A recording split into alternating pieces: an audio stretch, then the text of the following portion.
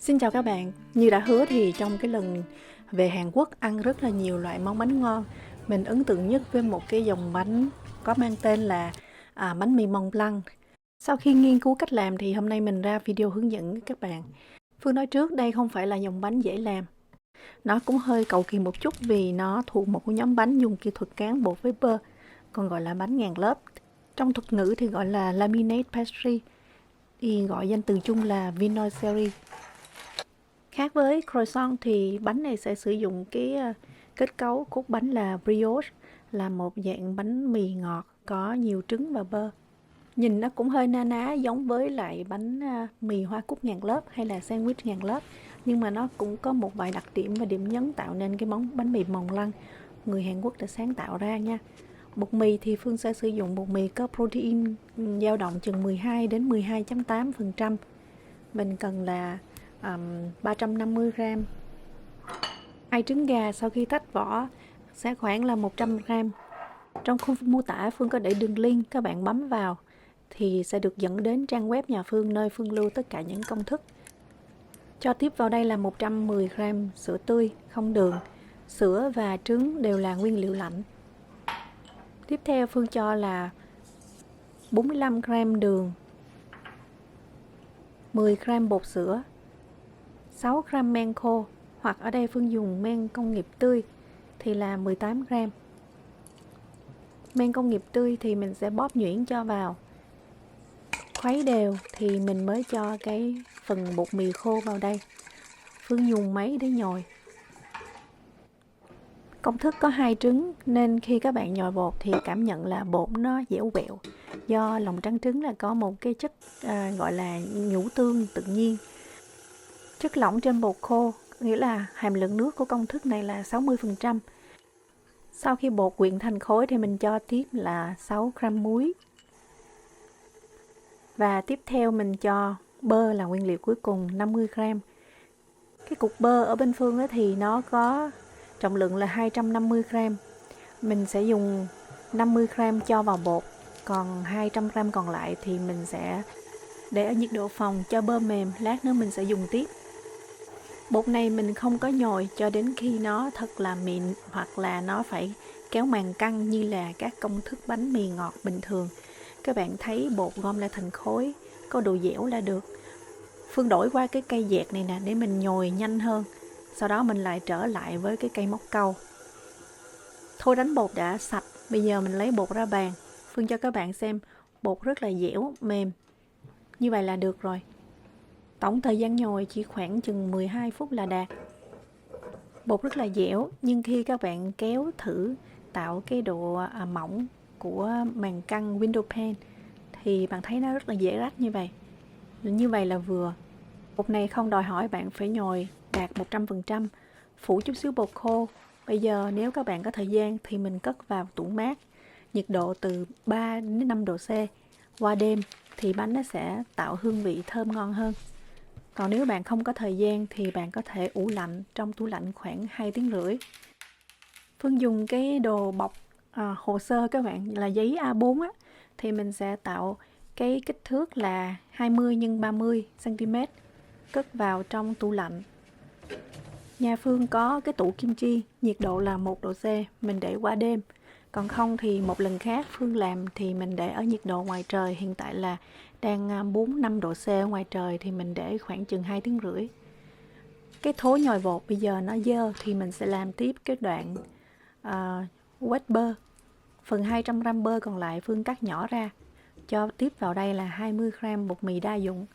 Cái cách cho thêm bột mì đa dụng vào bơ là cái cách hỗ trợ giúp cho bơ có độ dẻo, khi mà mình cán thì nó dễ cán hơn, nó không có bị gãy. Còn ở những cái chỗ làm mà chuyên nghiệp thì họ sẽ dùng bơ đặc chuyên cho bánh pastry. Ở nhà thì mình không có cái loại bơ đặc chuyên đó thì các bạn có thể làm theo cái cách này. Mình cần cán bơ thành hình vuông, có mỗi cạnh là 20 cm. Bạn có thể dùng túi ni lông hoặc là bạn dùng cái giấy nướng bánh cũng được. Cán cho đều và mỏng thì mình cất vào trong tủ lạnh. Bây giờ Phương vào cái bước mình cho bơ vào bột và mình làm thao tác cán. Đối với những dòng bánh mà cán bột với bơ thì nhiệt độ rất là quan trọng luôn. Nhiệt độ bột của Phương là đang đạt khoảng chừng 6 đến 8 độ C. Mình sẽ cán dài ra, có nghĩa là 20 x 40. Làm sao mà lát nữa mình để cái miếng bơ vào bên trong thì kích thước bột nó sẽ gấp đôi bơ.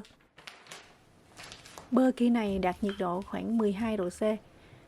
Cái nhiệt độ mình kiểm tra liên tục luôn các bạn. Và nếu mà bạn nào mà có kinh nghiệm làm bánh croissant thì sẽ thấy là cái nhiệt độ của Phương đưa ra nó hơi khác. Tại vì đây không phải là bơ chuyên dụng mà là mình dùng bơ có pha bột mì. Kiểm tra nhiệt độ bơ, nếu thấy nhiệt độ cao quá, nó nhớp nháp quá thì bạn phải cho tạm vào trong ngăn đông tủ lạnh vài phút. Nếu bạn bóc cái túi ni lông ra mà thấy bơ nó tèm nhem, có nghĩa là nhiệt độ bơ quá nóng, mình sẽ xếp lại 2 mí bột ở chính giữa, mình dùng tay khép mí lại, nhíp nó lại, cũng như là hai bên mình cũng khép mí lại để lát nữa mình cán bơ nó không có phọt ra ngoài. Trước thao tác cán, mình luôn phủ một lớp mỏng bột khô để mình cán không có bị dính xuống bàn. Và khi cán các bạn thao tác phải nhanh dứt khoát. Mình không có miết bột xuống bàn làm cho nó bị rách, mà mình chỉ ấn nhẹ thôi. Cái này thực sự là cần kỹ thuật cũng như là cần kinh nghiệm rất là nhiều luôn. Mình cán bột dài theo cái mí bột nha. Mình sẽ ấn đầu ở dưới một cái, đầu ở trên. Chủ yếu là mình khóa bơ bên trong, rồi các bạn ấn từ dưới lên trên. Làm thao tác nhẹ nhàng. Đây là thao tác mà sẽ theo mình trong cả quá trình cán bột luôn. Sau khi ấn thì mình sẽ đi từ chính giữa cán xuống và từ chính giữa cán lên cho bột dài ra. Lúc này bề ngang bột là 20 cm, bạn chỉ cần cán dài ra khoảng 30 là được. Cắt hai cái mí bột cho nó vuông vức. Phần mí bột này các bạn có thể giữ lại và lần sau làm bánh bạn có thể cho vào trộn chung luôn. Hai cái phần mí bột này là nó không có bơ nên các bạn giữ lại cũng không có tách lớp được, nên mình sẽ bỏ đi. Một là mình sẽ gấp làm 3. Hai, nếu mà bạn là người mới bắt đầu thì bạn chỉ nên gấp đôi là được. Đây là kỹ thuật gọi là gấp sách. Sau lần cán đầu tiên, khối bột của mình có kích thước là 20 x 15 cm. Bây giờ mình cho bột nghỉ trong ngăn mát tủ lạnh khoảng chừng nửa tiếng, hoặc các bạn cho vào ngăn đông khoảng 10 đến 15 phút. Mình phải tỉ mỉ từng bước để cho bột luôn được vuông vức thì bánh tạo hình sẽ rất đẹp. Hiện tại bên Phương là 0 độ C. Mình để ngoài trời như vậy, cứ để khoảng 1 tiếng luôn cũng được. Đây là món bánh mà mình phải đợi đến mùa đông mình mới làm. Còn các bạn ở Việt Nam khí hậu nóng, oi bức thì mình phải mở điều hòa, mở máy lạnh. Còn cái bàn cán của mình, các bạn phải để những cái túi đá để giúp cho cái bàn cán luôn được có cái độ mát. Dụng cụ cán luôn để sẵn sàng. Tại vì trong quá trình cán mình phải làm thao tác rất nhanh. Khi đó mà bạn còn chạy đi kiếm cái này, kiếm cái kia là bột của mình nó sẽ bị nóng. Phương có một cái cây cán bột, mình mua cũng đã lâu rồi. Thực ra là nó rất là bất tiện, tại vì mình phải xoay hai đầu và mình tháo nó ra rồi gắn nó vô, tốn rất là nhiều thời gian. Nên thực ra là Phương cũng không có dùng. Thời gian bạn để cho bột nghỉ ngăn mát thì nửa tiếng hay 1 tiếng gì cũng được, miễn là khi các bạn cán thì mình phải kiểm tra nhiệt độ bột trước. Ghim vào chính giữa và mình kiểm tra, nếu nhiệt độ đạt khoảng 10 độ thì mình có thể cán. Còn nếu mà nó lạnh quá thì khi cán, bơ sẽ bị gãy và những cái lớp bột bơ nó không san kẽ đều, bánh nướng không nở. Bây giờ mình cán lần 2, cũng làm thao tác giống như ban đầu Phương hướng dẫn là mình sẽ ấn một đầu ở trên, một đầu ở dưới trước và đi từ dưới lên. Sau đó mình sẽ cán dài ra, từ chính giữa cán xuống và từ chính giữa cán lên trên. Luồn hai tay vào bên dưới để cho gluten nó thư giãn. Lật sang mặt bên kia, tiếp tục cán mỏng cho nó dài ra. Chiều dài trở về 40 cm. Và nhớ phủ bột khô. Trước khi gấp thì mình luôn dùng cây cọ quét bớt cái phần bột khô lại thì mình mới gấp bột nha. Lần này thì mình không có gấp sách mà mình gấp lại làm 3 như vậy. Trong thuật ngữ làm bánh thì gọi là letter fold, có nghĩa là giống như mình gấp lá thư gì đó. Lại bọc lại và tiếp tục để ngăn mát. Cán cho vuông vức.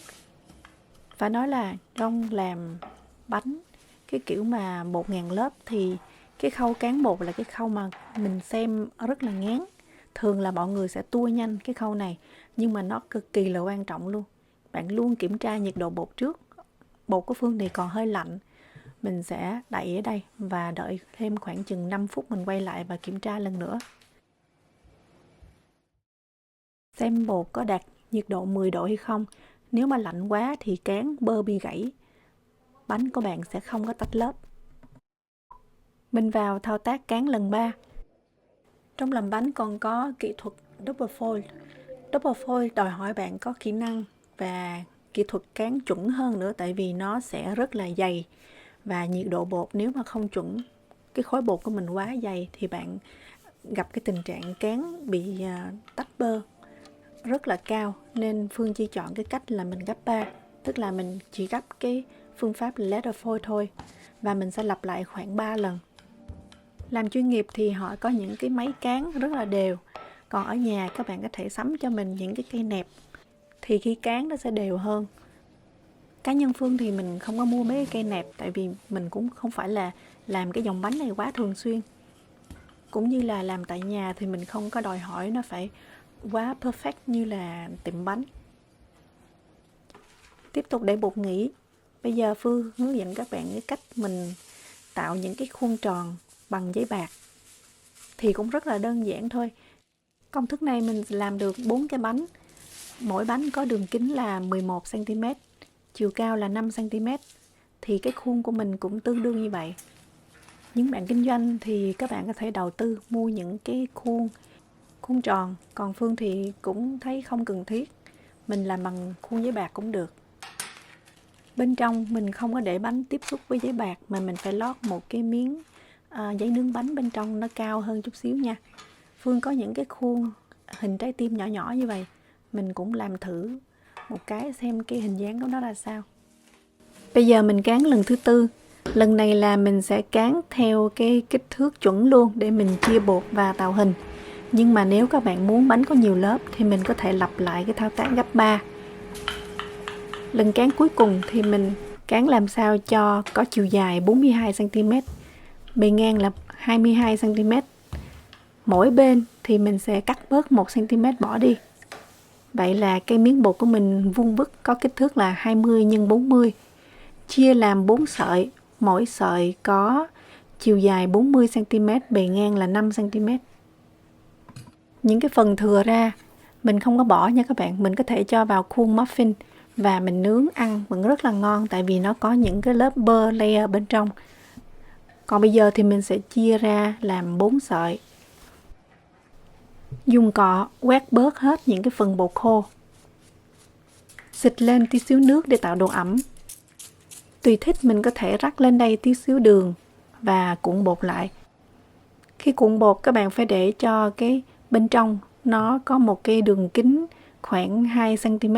Mình không có cuộn quá chặt mà nó phải vừa 2 ngón tay mình thọt vô để mình trừ hao cái chỗ để bột nó nở. Bánh này có tên là Mont Blanc tại vì nó sẽ có một cái độ nhô lên giống như núi Mont Blanc. Tuy nhiên nó cũng phải có độ nhô vừa phải thôi. Nếu mà nó nhô nhiều quá do bạn cuộn bột quá chặt tay thì khi nở và khi nướng bánh sẽ bung lụa và mất hết cái hình dáng. Trung bình một bánh có trọng lượng 160 g. Để bánh nở thơm ngon và không có bị chảy bơ thì tốt nhất là mình nên ủ lạnh. Nếu mà trời đang tối các bạn phải đi ngủ thì mình có thể cho bột vào ngăn đông tủ lạnh 1 tiếng. Sau 1 tiếng mình lấy ra để ngăn mát. Qua đêm, sáng hôm sau dậy là bánh nở vừa đúng và mình có thể nướng. Còn không thì các bạn có thể ủ bột lạnh ở nhiệt độ điều hòa, có mở máy lạnh khoảng 20-22 độ C. Thời gian nở sẽ khoảng 4 đến 5 tiếng. Mình không thúc cho bánh nở nhanh, khi đó nhiệt nóng nó sẽ làm cho bơ chảy. Thành phẩm sau khi nướng sẽ không có tách lớp. Bột nở chuẩn nó có những cái vết rạn nứt như vậy, khá giống với lại bánh croissant. Nhiệt độ nướng là 170 độ C, có quạt nếu được nha. Trong vòng 25 phút. Bánh khi nướng bạn thấy nó nằm trong một vũng bơ, có nghĩa là cái kỹ thuật cán của mình đã sai, hoặc là bột còn ủ non. Còn chút xíu bơ chảy ra ở phần đế là bình thường. Sau khi lấy bánh ra khỏi lò thì mình sẽ phết liền một cái lớp đường syrup. tạo độ ẩm và thêm độ bóng bẩy. Đây là một cái nét đặc trưng của bánh mì mông lăng Hàn Quốc. Đợi khoảng chừng 10 phút cho có độ khô thì mình sẽ rắc đường bột lên đây. Món bánh này thì có cái đặc trưng là có lớp đường bột. Một số nơi thì không làm, nhưng mà đây là điểm đặc trưng tại vì nó giống như là tuyết ở trên đỉnh núi các bạn. Mình có thể rắc tí xíu hành nhân lát ở bên trên. Hành nhân lát Phương có rang sơ. Còn bây giờ mình nói về cái phần đường syrup thì mình sẽ pha nước và đường tỷ lệ 1:1. Sau đó Phương sẽ cho khoảng chừng 2-3 muỗng canh mứt táo hoặc là mứt khóm, mứt dứa, khuấy cho nó tan đường trên bếp, lửa nhỏ. Đây là bánh lần đầu Phương thử nghiệm. Khi này mình cán bột chưa có khéo, không tạo được lớp mỏng, cũng như là bánh ủ chưa có chuẩn. Tuy nhiên về vị thì rất là ngon. Còn đây là lần làm mới nhất. Ruột bánh như vậy là Phương thấy hài lòng, tại vì mình cán tay các bạn. Khi mà người ta cán máy thì nó sẽ đều hơn, nhưng mà làm ở nhà cán tay thì Phương đã rất là hài lòng. Trong phần bột chính mình không có cho nhiều đường, lượng đường chỉ nằm khoảng 12% thôi. Thì đối với những dòng bánh mì ngọt, cái đó gọi là ít á. Vị ngọt của món bánh này đến từ cái việc là mình phết cái lớp syrup. Phương là chỉ phết thôi, chứ thật ra theo đúng chuẩn là họ sẽ nhúng nguyên cái bánh vào một cái thau nước đường syrup. Còn đây là cái bánh Phương cho vào khuôn hình trái tim, nhìn cũng dễ thương ha. Ở Việt Nam Phương thấy có dòng bánh giống như vậy, tạo hình giống cái khuôn hình chữ nhật và mọi người gọi là bánh mì hoa cúc ngàn lớp. Thì nó cũng giống vậy các bạn. Còn đây là cái hình mình mua ăn ở Hàn Quốc. Những cái hạt trắng trắng bên trên đó là hạt đường. Các bạn xem, cái lỗ khí của họ làm rất là đẹp luôn, vì họ cán bằng máy. Ở nhà thì như vậy là chuẩn rồi. Bạn muốn làm sandwich ngàn lớp thì mình có thể kết thúc cái công đoạn cán ở cái lần thứ hai, xếp chồng lên nhau cho vào khuôn ủ. Đây là bánh Phương mua ở Hàn Quốc. Thật ra ăn cũng không có thấy ngon, nó khô các bạn. Những cái dòng bánh tách lớp này nó phải được ăn nóng thì lúc đó bạn mới xé lớp được nha. Phần viền bánh mình cắt ra bạn đừng có bỏ, mình cho vào khuôn muffin và mình nướng ra những chiếc bánh nhỏ nhỏ xinh xinh như vậy. Phương nghĩ là thích hợp hơn cho những cái dịp các bạn mang theo đến dự tiệc hoặc là làm cho mấy em nhỏ thì nó sẽ dễ ăn hơn. Video đã quá dài cũng như là cũng rất là cầu kỳ, nhưng mà Phương nghĩ rằng các bạn làm từng bước theo Phương thì sẽ được thôi. Chúc các bạn làm thành công. Hẹn gặp lại các bạn vào mỗi thứ Năm hàng tuần.